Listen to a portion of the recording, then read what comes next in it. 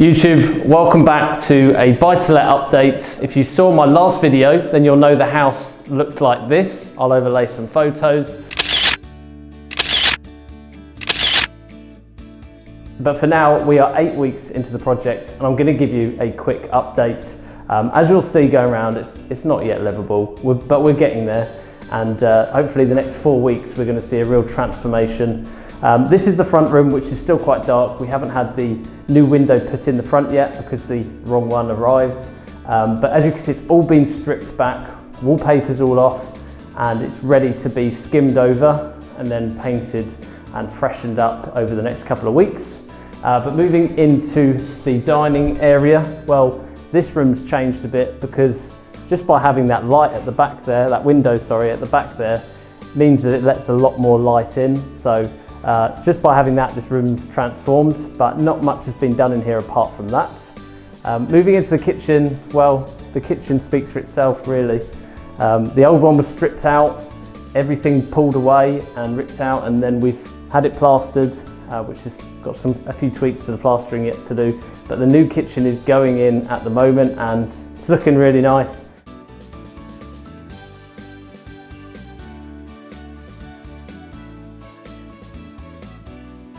So the kitchen itself is from Magnet and it's quite reasonably priced, but looks nice and it should wear quite well because it's a handleless kitchen. Moving through to the back here, as you can see, it's all been plastered, which is looking really nice. We have got a brand new back door, which was previously broken, so that's good to have. And here is the bathroom, which as you can see is still a shell of a room, but everything ripped out. There was multiple layers of tiles, you wouldn't have believed it. But the new bathroom suite is due to go in the next couple of weeks, and again that will completely transform this room.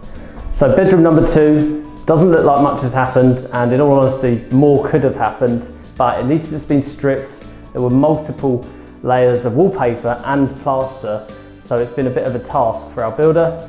It's all been stripped back, the pipe work and the radiator is gone, so it's ready to be rebuilt. We're going to have it skimmed, painted, new radiator. The boiler in the corner here is going to be housed. Obviously it's not ideal having it in a bedroom, but we're going to build a cupboard around it because then you can legally have it within a bedroom. And I know a few people have asked me, why don't you move the boiler? In terms of time, money and resource, it's just not worthwhile doing, especially if we're just going to get this rented out as soon as possible. So putting it in a cupboard is perfectly safe and the best option. And last of all, another new window. We've had all new windows, new doors throughout. Just that one window at the front that's left to be done. Let's head over to the first bedroom. Bedroom 1, the bigger room, is starting to look good. There's been some progress, which is nice. Again, multiple layers of wallpaper that came off. It's been replastered and it's just been painted. All of the woodwork is left to be done, like the architrave and the skirting, and we're going to have a new radiator fitted, but it's certainly taking shape and looking much, much better.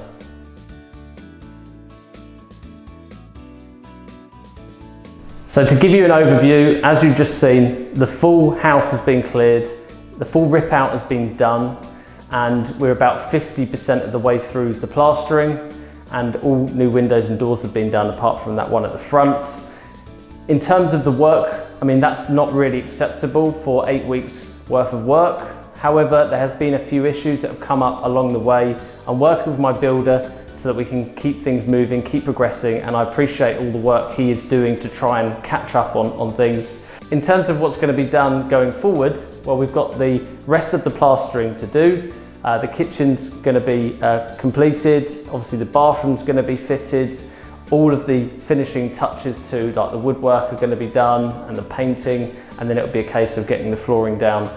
We're hopefully only 4 weeks away, but what this does mean that instead of an overall 8-week turnaround, it's going to be more like a 12-week turnaround. That means an additional month of costs for me in terms of the finance, in terms of having it sitting here empty, not rented out, and obviously the additional cost of it not being able to refinance it or rent it out to someone and get some income coming in.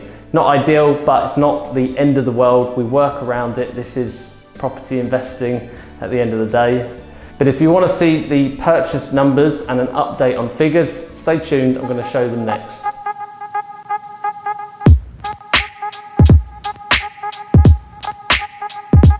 And now for the figures. So as you know from previous videos, I bought this property for £50,000. So purchase price 50,000, deposit I put down 25%, which is 12,500. That means I've got 75% loan to value in terms of finance. Stamp duty, well, I paid 1,500. You know, if you own a home and you buy a buy-to-let or a second home, you're going to be paying the additional stamp duty rate, which is 3% or at least 3%. Solicitor's fees, 1,400. Other fees, I didn't think you'd want me to list everything out, but other fees include, you know, the survey, all my finance costs for holding this property whilst I refurbish it before I refinance it, and also PG advice, so personal guarantee advice, which is a whole other topic which I'll come on to another day. But if you're buying a property in a limited company, you'll need to learn about PG advice.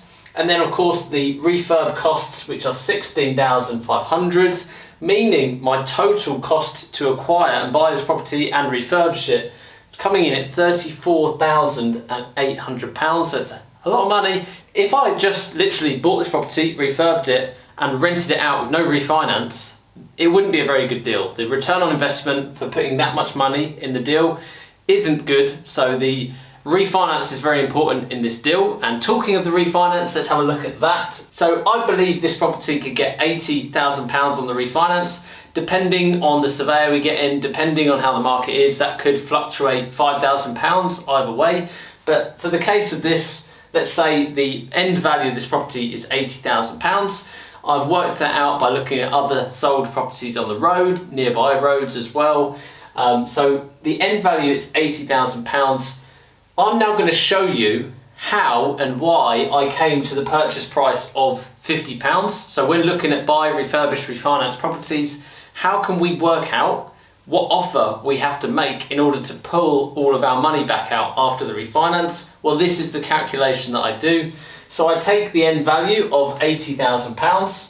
Next up, I work out 75% of that end value. Why do I do that? Well, that's because that is the amount of the new mortgage that's going to go onto the property as we refinance. That means that we can extract 75% of the value out of this property.